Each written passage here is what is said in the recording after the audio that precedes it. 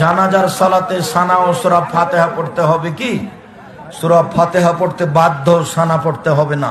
আল্লাহু আকবার, আউযু বিল্লাহ, বিসমিল্লাহ, সূরা ফাতিহা, বিসমিল্লাহ অন্য একটা সূরা, আল্লাহু আকবার, দুরূদে ইব্রাহিম, আল্লাহু আকবার, বিশেষ দোয়া, আল্লাহুম্মা গফির লাহু ওয়ারহামহু শেষ। আসসালামু আলাইকুম ওয়া রাহমাতুল্লাহ। আসসালামু আলাইকুম ওয়া রাহমাতুল্লাহ। জানাজার নামাজে সূরা ফাতিহা পাঠ করা জায়েজ আছে কিনা, অথবা জানাজার নামাজে সূরা ফাতিহা পাঠ না করলে নামাজ হবে কিনা। জানাজার নামাজে সূরা ফাতিহা পাঠ করার ব্যাপারে উলামা ইকরামের দৃষ্টিভঙ্গি হলো, জানাজার নামাজে সূরা ফাতিহাকে কিরাত হিসেবে পাঠ করা যাবে না, তবে হামসানা এর উদ্দেশ্যে পাঠ করা যাবে। যেহেতু সূরা ফাতিহার ভিতরে দুটি দিকই আছে, যেমনিভাবে এটি একটি স্বতন্ত্র কিরাত, তেমনিভাবে এটি হামসানার এর উদ্দেশ্যেও পড়া হয়। এজন্যই কোনো ব্যক্তি যদি গোসল ফরজ অবস্থায় সূরা ফাতিহাকে হামসানার উদ্দেশ্যে পাঠ করে, তাহলে তার জন্য সেটা জায়েজ আছে, কিন্তু কিরাতের উদ্দেশ্যে পাঠ করা বা তিলাওয়াতের উদ্দেশ্যে পাঠ করা জায়েজ নেই। আর জানাজার নামাজ এটি স্বতন্ত্র কোনো নামাজ নয়, বরং এটি মৃত ব্যক্তির জন্য বিশেষ এক ধরনের দোয়া। যেমন আল্লাহ রাসূল সাল্লাল্লাহু আলাইহি ওয়াসাল্লাম একটি হাদিসের ভিতরে বলেন, আন আবি হুরায়রা রাদিয়াল্লাহু আনহু قال سمعت رسول الله صلى الله عليه وسلم يقول اذا صليتم على الميت فاخلصوا له الدعاء। যখন তোমরা মৃত ব্যক্তির উপরে জানাজার নামাজ পড়ো, তখন তার জন্য বিশেষভাবে দোয়া করো। সুনানে আবু দাউদ পৃষ্ঠা 361, হাদিস নাম্বার 3199, বাইতুল আফকার প্রকাশনা, রিয়াদ। এখানে হাদিস দ্বারা বোঝা যায় জানাজার নামাজ অন্যান্য নামাজের মতো নয়। জানাজার নামাজে দোয়াটাই হলো মুখ্য উদ্দেশ্য। এজন্য জানাজার নামাজে যেহেতু দোয়া করা হয় আর দোয়ার পূর্বে হামসানা পাঠ করতে হয়, সেই জন্য জানাজার নামাজে যদি কেউ সূরা ফাতিহাকে হামসানার উদ্দেশ্যে পাঠ করে, সেটা তার জন্য জায়েজ আছে। এখন কথা হতে পারে যে জানাজার নামাজে সূরা ফাতিহাকে হামসানা হিসেবে কিভাবে পাঠ করবে। এক্ষেত্রে বলা হয় যে জানাজার নামাজে ব্যাপক সুযোগ রাখা হয়েছে। হামসানা হিসাবে যে কোনো জিনিসই পড়তে পারে যেগুলো আল্লাহ তাআলার প্রশংসা অর্থ বহন করে। চাইলে সূরা ফাতিহাও পড়তে পারে, অথবা আমরা যে সাধারণত যেই সানাটা পড়ে থাকি সেটাও পড়তে পারে। এ ব্যাপারে একটি হাদিস বর্ণিত আছে হযরত জাবের রাদিয়াল্লাহু তাআলা আনহু থেকে, আন জাবির রাদিয়াল্লাহু আনহু قال মা আবাহা লানা রাসূলুল্লাহ সাল্লাল্লাহু আলাইহি ওয়াসাল্লাম ওয়ালা আবু বকর ওয়ালা উমার ফি শাইইম মা আবাহু ফিস সালাতি আলাল মাইয়িত ইয়ানি লাম ইওয়াক্কিত।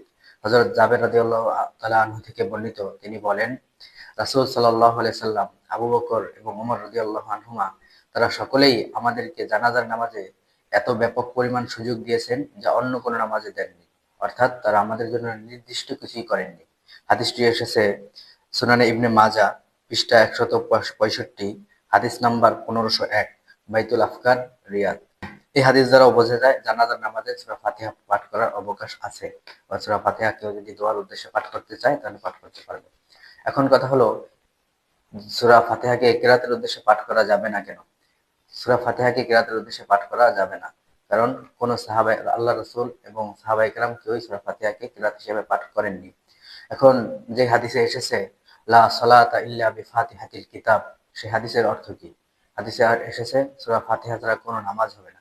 এখানে বোঝানো হয়েছে যে সকল নামাজ স্বতন্ত্র নামাজ, অর্থাৎ রুকু সিজদা বিশিষ্ট নামাজ, সে সকল নামাজে সূরা ফাতিহা না পড়লে সেই নামাজগুলো হবে না, যেমন 5 ওয়াক্ত নামাজ, জুমার নামাজ এবং অন্যান্য নফল নামাজগুলি। কিন্তু জানাজার নামাজ স্বতন্ত্র কোনো নামাজ নয়, এবং জানাজার নামাজে রুকু সিজদাও নেই। সুতরাং বোঝা গেল এই হাদিসে জানাজার নামাজকে উদ্দেশ্য করা হয়নি, জানাজার নামাজ ছাড়া অন্যান্য সকল নামাজকে উদ্দেশ্য করা হয়েছে। এবং যে সকল হাদিসে এসেছে যে জানাজার নামাজে সূরা ফাতিহা পাঠ করা হয়েছে, সে সকল হাদিসের উদ্দেশ্য হলো সেগুলো হামসানা এর উদ্দেশ্যে পাঠ করা হয়েছে। জানাজার নামাজে যে কোনো ধরনের কিরাত পাঠ করা হয় না, এ ব্যাপারে অসংখ্য হাদিস রয়েছে। তার মধ্যে কয়েকটি হাদিস আমি এখানে উল্লেখ করছি। হযরত আবু সাঈদ মাকবুরী রাহমাতুল্লাহ আলাইহি থেকে বর্ণিত, তিনি বলেন, আমি আবু হুরায়রা রাদিয়াল্লাহু আনহুকে জিজ্ঞাসা করলাম কিভাবে জানাজার নামাজ আদায় করতে হয়। তখন তিনি বললেন, আল্লাহর শপথ, আমি তোমাকে তা বর্ণনা করছি। যখন জানাজার খাটিয়া মাটিতে রাখা হয়, তখন নামাজের তাকবীর বলি, এরপর আল্লাহর প্রশংসা করি, এরপর নবী সাল্লাল্লাহু আলাইহি সাল্লামের উপর দুরূদ পাঠ করি, এবং এরপর আমরা এই দোয়াটা করি। মুয়াত্তা মালিক 2 নম্বর খণ্ড 319 নম্বর 20 নম্বর পৃষ্ঠা, হাদিস নাম্বার 775।